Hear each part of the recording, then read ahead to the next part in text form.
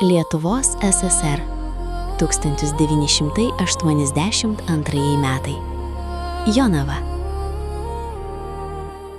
Хорошо, идем, не отставайте. Да, мама. Смотрите, Gandriuko вот наш vaikų darželis. садик. Vasara. Atsargiai, vaikai. Vasara. Vaikai žaidžia lauke.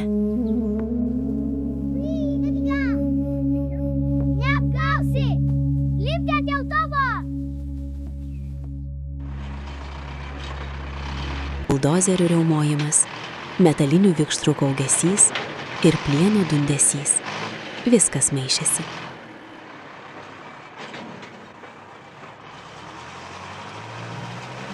Praeitis netekina.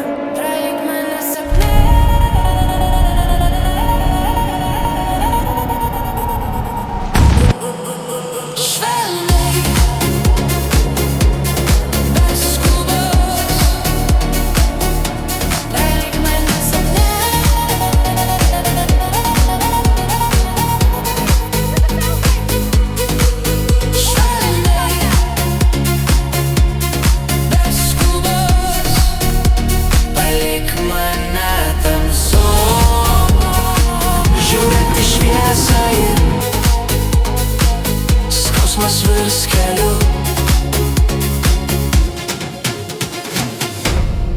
Iš praeities į dabar, neatsisukant. Einu lėtai, gyvenu.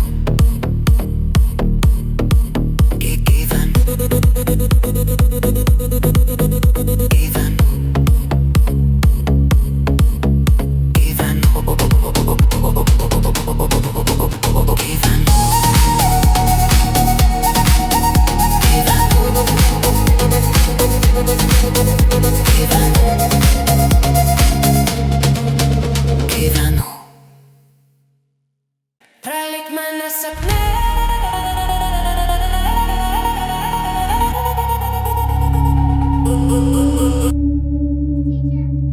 Through here, to the playground.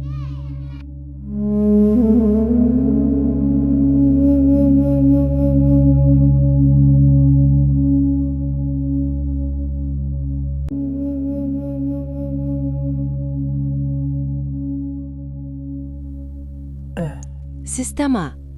Kaip veikia sovietinė sistema? Taigi, civilinės saugos pratybos, mokyklose ir vaikų darželyje. Kas tai buvo? Pažvelkime iš praktinės pusės. Darželis ir civilinės gynybos pratybos. Iš tikrųjų, tai nebuvo skirta realiai išgelbėti vaikus. Nes įvykus branduoliniui sprogimui, net ir slėptuvė nebuvo tam pritaikyta. Taip pat ir vaikams skirti išmarlės respiratoriai neišgelbėtų branduolinio karo atveju. Taigi, kodėl tada vis dėlto šitie civilinės saugos mokymai buvo atliekami? Ar tam buvo priežastis? Taip. Tai buvo daroma tam, kad parodyti, jog sistema kontroliuoja situaciją ir žino, ką daro. Tiesiog, sistema investavo į tai, kas buvo matoma ir užfiksuota ataskaitoje. Sirenos, slėptuvės, instrukcijos ir mokymai žmonėms kūrė tik psichologinį saugumo jausmą ir drausmę. Vaikai nuo mažens buvo mokomi reaguoti į signalą, paklusti nurodymams ir nekelti klausimų. Tai buvo ne asmeninė globa, o kolektyvinė kontrolė. Svarbu buvo ne vaiko likimas, o tvarka, ramybė ir panikos nebuvimas. Saugumas čia veikia kaip ritualas, o ne kaip reali apsauga. Sistema mokė, kaip elgtis ekstremalioje situacijoje. Bet praktikoje vaikais nebuvo rūpinamasi. Jie žaisdavo neprižiūrimi nesaugomosiose statybose, šalia pavojų, pavojingų nesaugomų cheminių medžiagų ar sprogmenų. Saugumas buvo tik ant popieriaus. Nėra nelaimingo atsitikimo, nėra problemos. Arba jeigu cheminės medžiagos buvo aptvertos tvora, tai tada vartai atviri ir nesaugomi. Ant popieriaus dokumentiškai viskas buvo saugu. Yra spygliuota viela. Bet praktiškai nieks nesaugo, vartai atviri, nes tipo niekas tenai ir taip neis. Taip buvo kuriamas pasitikėjimas forma, o ne supratimas. Taigi, ir iš tikrųjų, iš pažiūros tai tikrai atrodė kaip rūpestis. Sistema rodė, kad viskas kontroliuojama.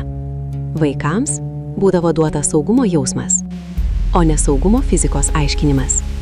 Tai nereiškia, kad vaikai nerūpėjo kaip žmonės. Bet totalitarinėje sistemoje žmogus visada yra antrinis, o funkcija pirminė.